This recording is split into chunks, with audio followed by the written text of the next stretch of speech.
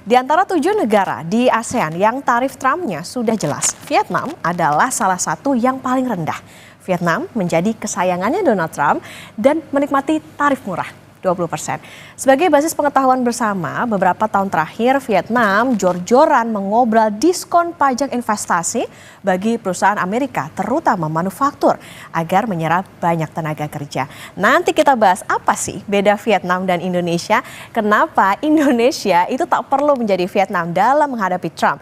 Tapi kita ke informasi berikut terlebih dahulu.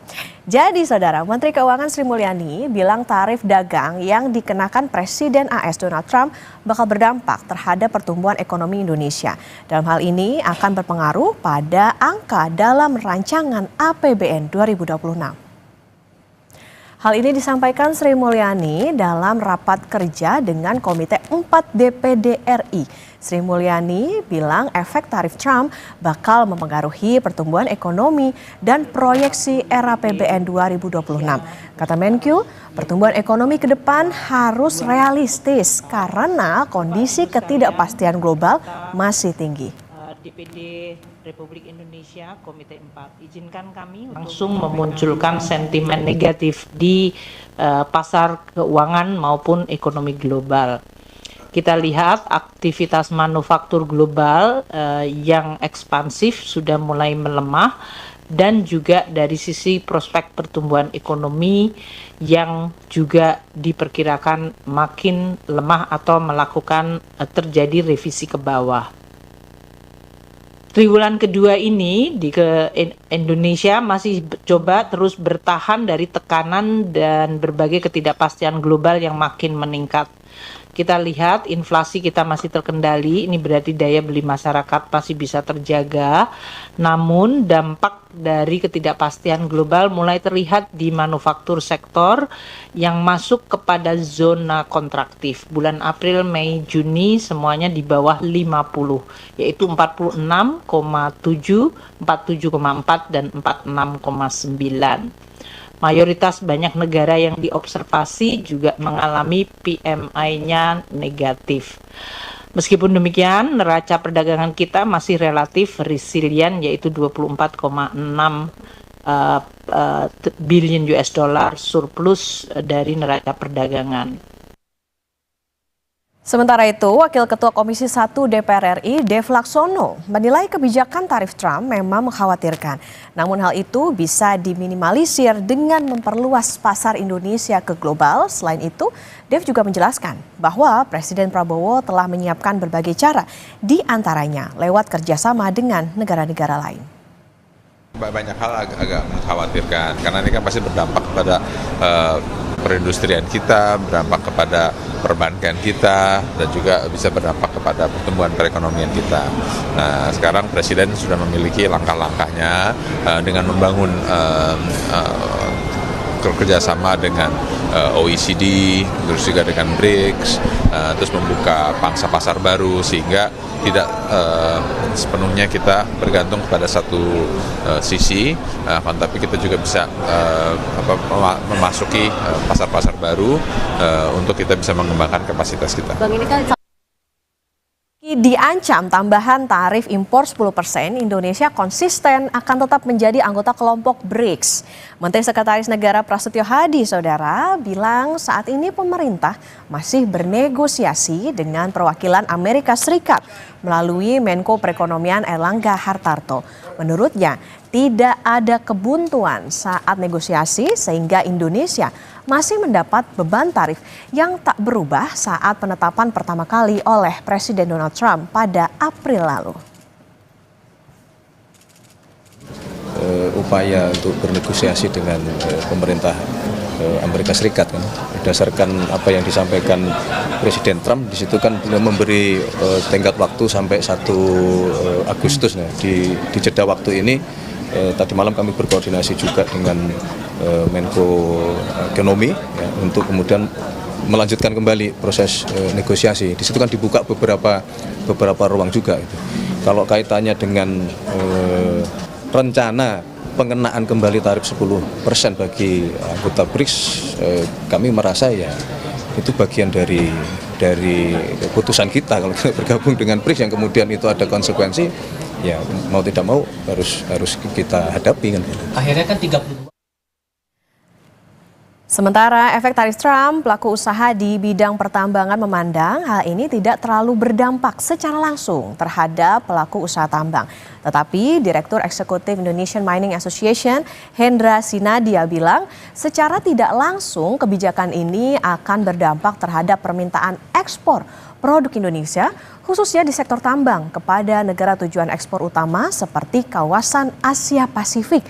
Pasalnya, negara-negara seperti Tiongkok dan India dari kebijakan tarif Trump, industrinya akan melambat.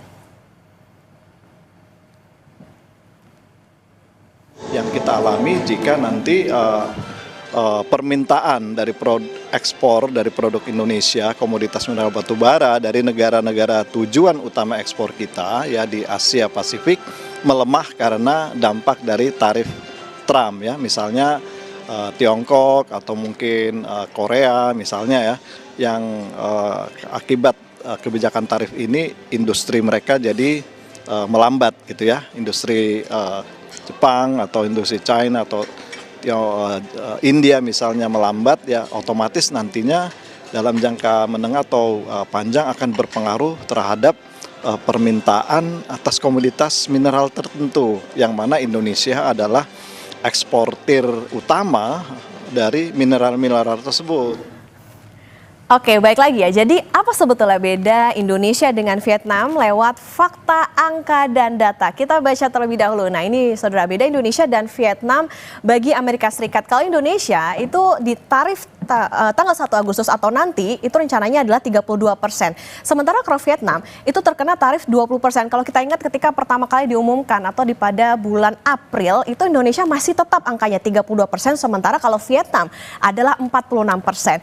Perusahaan Amerika Serikat di Indonesia itu adalah Freeport sejak tahun 1970, yaitu merupakan produsen tembaga, emas, dan juga perak. Sementara kalau Vietnam investasinya itu adalah Apple di tahun 2019. Investasinya sebesar 255 triliun. Nah, jadi sejak tahun 70-an sampai sekarang Amerika Serikat itu menikmati dividen dari ini Freeport Indonesia.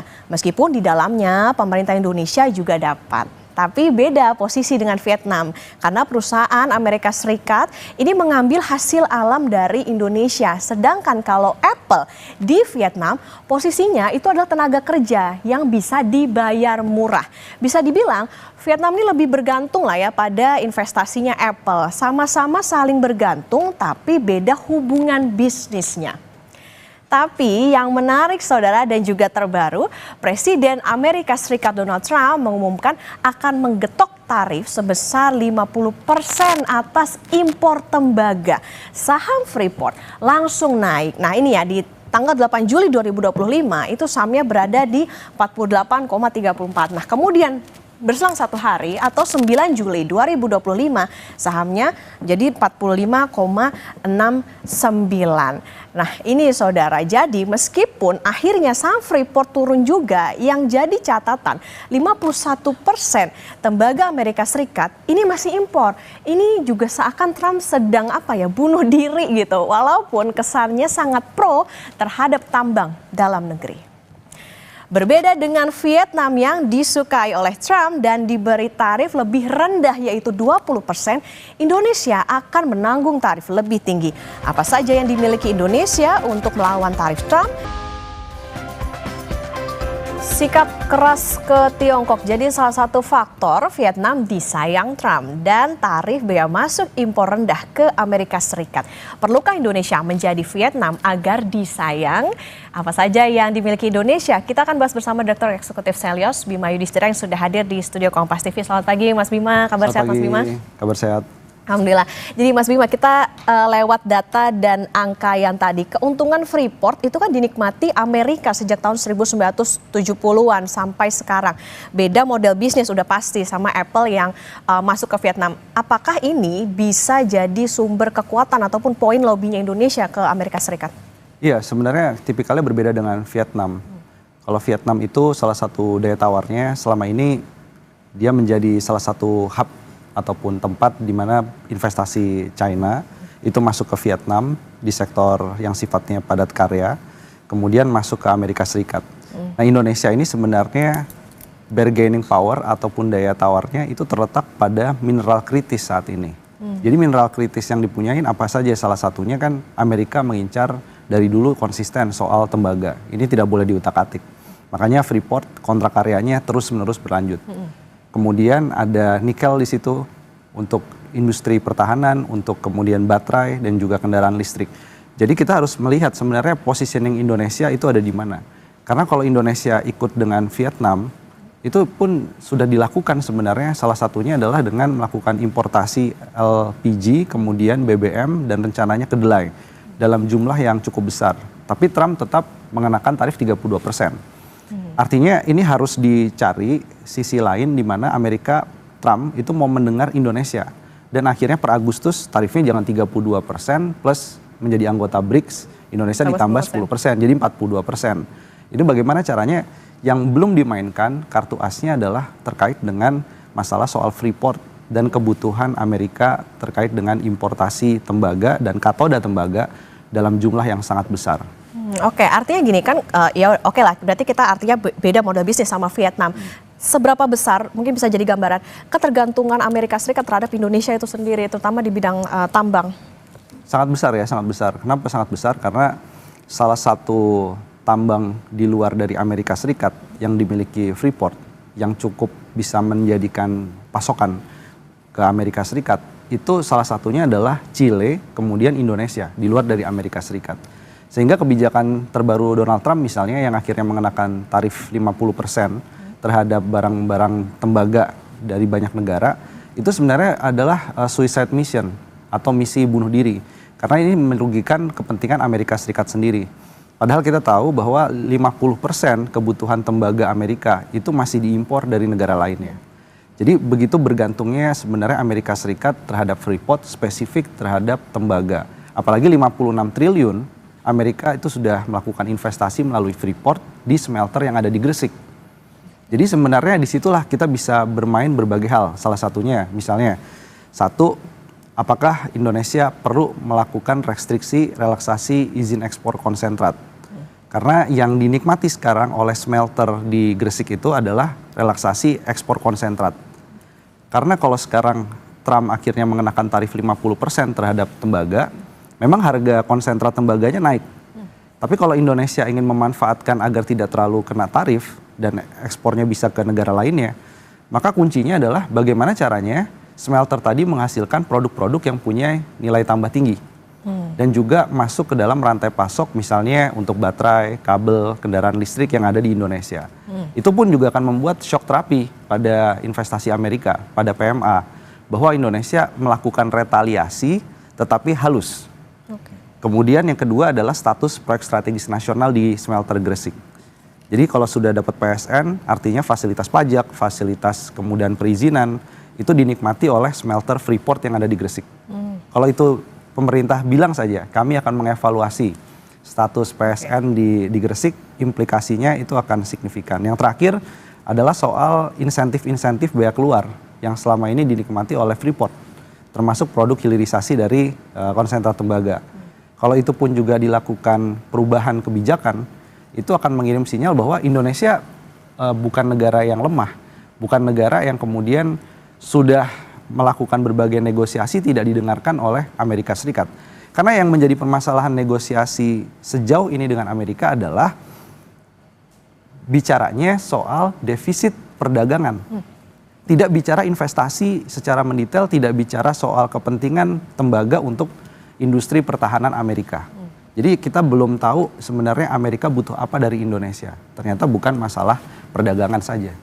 Oke, artinya gini Mas Bima, ketika tembaga ini kan akan kena tarif sampai 50% itu tadi, padahal Amerika lagi-lagi bergantung 51% dari tembaga luar. Di sini Freeport juga produsen terbesar tembaga, sudah investasi smelter pula. Ini bisa dikatakan ketika Trump itu menerapkan tarif sampai 32 plus 10 karena kita anggota BRICS, ini kayak jadi semacam bunuh diri nggak sih gitu untuk Amerika Serikat sendiri? Ya, yang jelas konsekuensinya adalah Indonesia itu pasar ekspor konsentrat tembaga dan katoda yang paling besar adalah Jepang, kemudian Tiongkok. Jadi dengan Trump itu mengenakan tarif yang menjadi kebijakan bunuh diri di Amerika Serikat sendiri, Ke depan Amerika diperkirakan akan membeli produk impor tembaga itu dari negara-negara seperti China, kemudian Jepang dengan harga yang sangat mahal. Karena jelas kapasitas tambang domestik Amerika itu tidak mencukupi untuk itu. Tidak sebesar Indonesia. Tidak sebesar Indonesia. Kemudian konsekuensi berikutnya Indonesia yang menjadi negara BRICS kemudian dimusuhi oleh Amerika Serikat, dianggap mengancam eksistensi Amerika. Makin dekatlah kita kepada negara-negara seperti Tiongkok, kemudian India dan Brazil. Yang artinya dalam jangka panjang kalau kita bisa bertahan, Trump misalnya tetap mengenakan 32 plus 10% pada Agustus. Tapi Indonesia masih bisa bertahan agar Trump tidak bisa lagi melemah. Bagaimana caranya? Maka keputusan terbaik adalah ekspor keluar negara non-Amerika itu diperkuat. Yang kedua adalah ekspornya harus dalam bentuk hilirisasi yang nilai tambahnya besar. Jadi devisanya akan lebih besar. Atau yang berikutnya, serap lebih banyak katoda tembaga untuk industri dalam negeri. Industri apapun. Salah satunya adalah industri elektronik dan industri otomotif dalam negeri. Itu exit strateginya. Sikap Presiden Prabowo Subianto rasanya clear, Mas Bima, merapat ke BRICS meskipun Menko Erlangga datang kembali melobi Amerika Serikat. Nah, kira-kira apa sebetulnya yang bisa jadi bisa dikatakan rencana cadangan gitu kalau lagi-lagi negosiasinya amit-amit batal begitu atau misalnya tidak mencapai, nggak nyampe gitu kalau misalnya Trumpnya makin marah? Ya, mungkin harus ada dua kebijakan dalam dua track ya. Artinya negosiasi sudah dicoba kemudian tidak berhasil. Pak Prabowo juga harus evaluasi dong tim negosiasinya yang masalah atau poin negosiasinya. Ini dua hal yang beda. Kalau poin negosiasi sudah membawa Freeport misalnya itu kemudian menjadi poin yang tidak berhasil melunakkan Trump, berarti harus ada evaluasi tim negosiasinya. Termasuk evaluasi kekosongan duta besar Indonesia di Amerika Serikat. Itu satu hal. Tapi kalau misalnya tetap dikenakan tarif yang tinggi, maka exit strateginya bagaimana caranya agar ASEAN kemudian BRICS, ini sama-sama mendorong retaliasi dagang bersama. Tapi nggak boleh hanya Indonesia. Contohnya adalah bagaimana di antara negara BRICS, dia bisa membuat rantai pasok untuk tembaga agar industrialisasi di antara negara BRICS itu jalan tanpa Amerika Serikat. Kemudian dari sisi ASEAN juga sama. Ini ASEAN bisa diajak untuk melakukan negosiasi agar apa? Agar semua mineral kritis ini bisa bekerja sama misalnya intra-ASEAN atau dengan Timur Tengah. Sekarang yang menjadi menarik bukan hanya Amerika versus Tiongkok, tapi ada Timur Tengah yang tertarik juga masuk dalam hilirisasi. Nah, artinya gini, apakah merapat ke BRICS itu jadi jaminan lebih aman untuk Indonesia? Katakanlah nih, impor minyak dari Rusia, bukankah kita bisa menikmati diskon gitu misalnya? Ya, ada beberapa konsekuensi, apalagi bicara soal Rusia. Jadi negara-negara BRICS, Tiongkok dan Rusia ini yang secara ekonomi harus hati-hati.